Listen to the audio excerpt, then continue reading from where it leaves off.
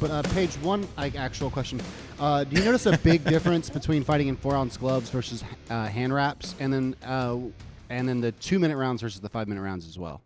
Can you talk on that a little bit? Good question. So the difference between like 4-ounce gloves, what I wear for an MMA fight, and bare knuckle is obviously they just wrap our wrists for bare knuckle, so our knuckles are still exposed. And there's statistics out there, even with bare knuckle boxing, people are breaking their hands less than in MMA fights, right? It's a lot of it's a lot of technique. The way you break your hands is by not punching specific places on someone's head. Like your forehead is much harder than your jaw.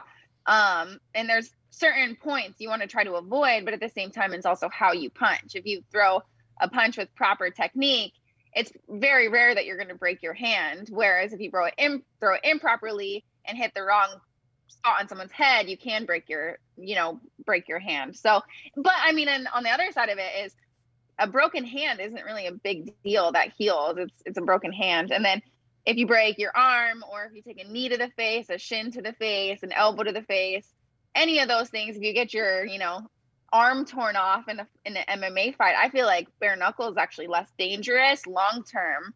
It might have more physical damage as far as like blood, but long-term damage with your career, it's way less damaging. Yeah, I agree. I mean, look, we just came back from the McGregor fights, and I think 3 out of the last 6 fights we've covered, somebody's broken a leg in half where you're just like, I mean, gruesome injuries. So yeah, there's something to that for sure. One question my wife had for you, because she's a fan as well. She wanted to know whether if it's harder to get into a ring or was it harder on Chopped? She watches Chopped nonstop.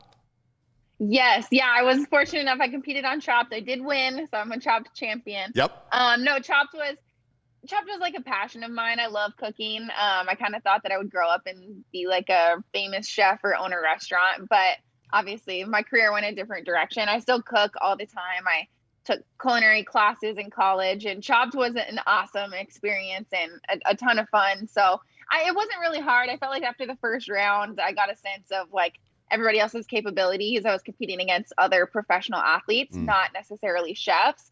So I kind of knew I had it in the bag, just because I know how good of a cook I am. I would be nervous on that one because of Ted Allen, right?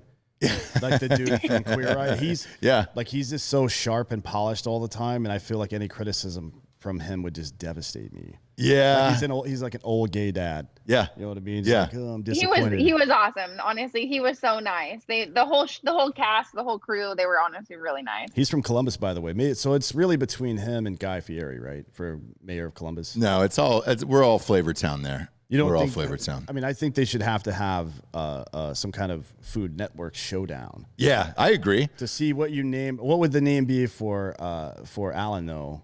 I mean, obviously Flavor Town for Fieri. What would Allen go with? Yeah, I mean, you just call it Flame On, and I think it fits both. But either one is fine. That's probably copyright infringement for the Fantastic Four. Yeah, it's true. It's true. We're gonna have to get in touch with our attorneys. We'll be back with you on this. Yeah, we'll get back to you, Paige. We'll let you know on that. Is it like when you're like, 'cause we're watching it all the time at our household?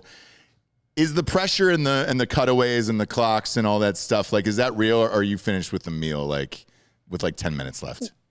That's relatively real. I think there was one round where both myself and maybe it was the final 2, we were both completely done, and then they still wanted us to like put our hands up when the time was over. Oh yeah, it's kind of just to like get that sense of the round is over. I think we had both finished a little bit early.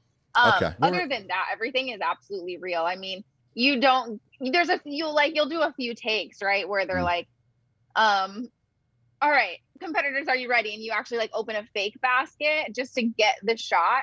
And then once the clock starts, it's a real basket and you freaking go. And it's, it's totally real. Yeah. That's just set dressing though. It's not a big deal. Yeah. Do you remember your ingredients? For the most part, I think it was a while ago, but I know I had like some crazy ingredients. Like I had ranch flavored soda. Oh, what the fuck? So I had to incorporate that. Some sort of like fancy cut of meat. I don't know. I don't remember exactly, but I remember what I made.